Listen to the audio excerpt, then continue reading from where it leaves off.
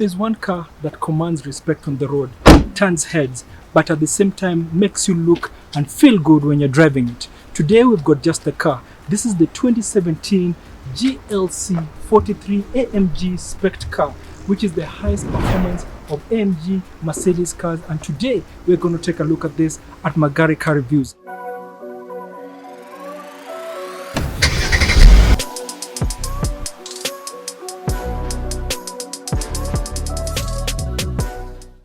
Hello everyone and welcome to another Magari Car Reviews, where we take a look at all cars Kenyan. And today, stick around and see how this powerful beast performs while on the road. Stick around and let's see how it does.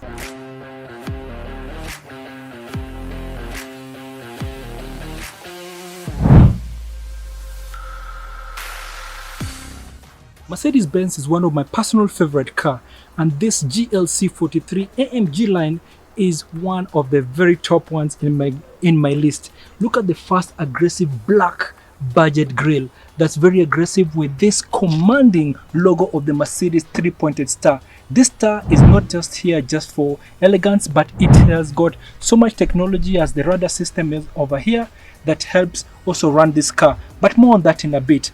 The cameras that help you navigate around is also here. Then this kind of bumper that's also aggressive that slides all the way to the two-pointed Mercedes-Benz LED headlights. Slanting over here is the windscreen with all the sensors, the windscreen sensors, and all the radars are also here. Then also with the side mirror that also has got the cameras that also help you navigate the car. And then going down to this Continental R21, that's 21 rims, sport rims that are also having the Mercedes-Benz logo.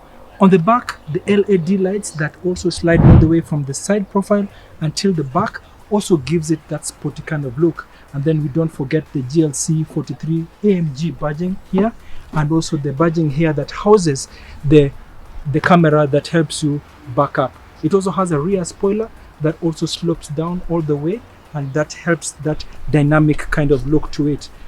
Finishing up with the dual exhaust here that also helps to have the car have that dynamic kind of aggressive sporty like feeling. And also the clearance is not that bad, it's also very decent for an SUV of this size. Let's go in front and see the specs of this car and if it really shines.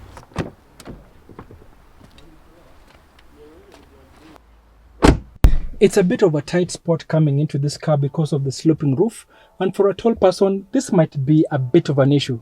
But aside from that, you find yourself in this cockpit that is wrapped around, but it's rather small, but it makes you feel like you're in control. The steering wheel is a bit small but very good for the touch, with this perforated kind of feeling on it and this kind of straight kind of finishing of the steering wheel that adds to that allure of the sporting feeling. The bits and pieces that are also kind of having this metallic look and finishing, but they're a bit plastic. The buttons here are good to the touch, that makes it have a more satisfying sort of look as you're going through. A lot of cubby space, you've got cup holders, you've got a place for your phone, an ashtray that can be used, and also sort of a power outlet as well. Some more storage over here that you can also find, some USB spots here that you can put more of your stuff. A lot of things to write home about, but the very good thing to write home about this car is the feeling of putting it on. Put this car on, it lights up because you have got this great digital display, but it also has a head-up display that also opens up to help you concentrate on the road as you are driving. The navigation system and the info system is also very intuitive because you can move it around with this swivel dial and it takes you up where you can get all the options and you view, but also you can also go back, and it's very easy to use. It doesn't take a lot of getting used to because you can just move it around and navigate to whatever you want to do, and all the information comes out. The vehicle setting, the dynamic setting, the cameras, and everything that you need to know all on your fingertips.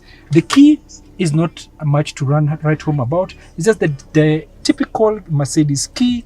There's nothing big about it. But then what is big about this car is also the sunroof, which can be slid up all, and it converts almost to a convertible car. It can also easily be closed all the way until the back, And then there's an additional one that also closes up to here, but it's cloth.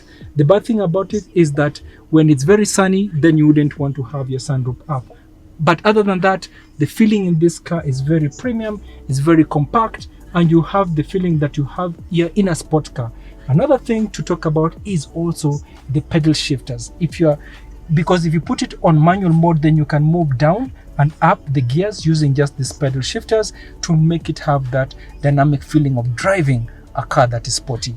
Let's go behind and see how this fares on in the back.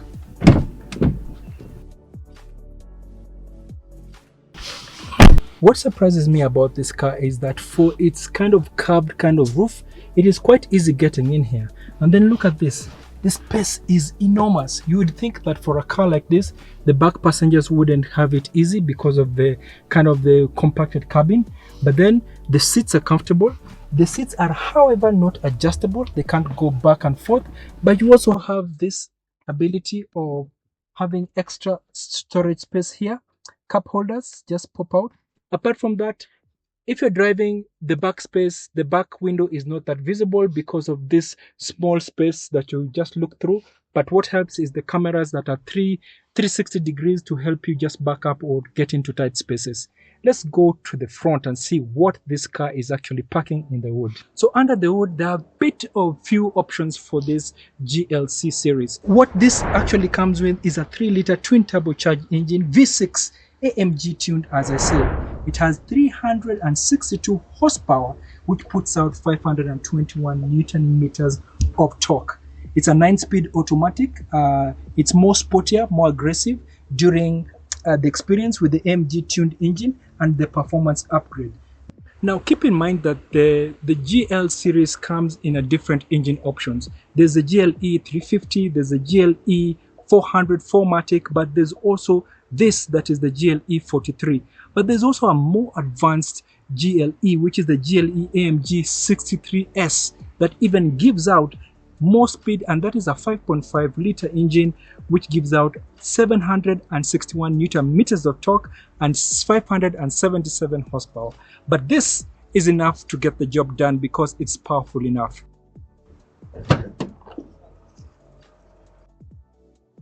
Now let's take a look at the boot of this GLE engine. Now with the slope back, you'd expect this to be a very tiny kind of boot space, but once this privacy veil is actually pushed back, you're surprised to see that there's quite a lot of space that you can actually pack a lot of things here. And even down here, which can be locked, is the foldable kind of false bottom that also can fit more things over there. And then this is easily closed by just clicking this and you're done.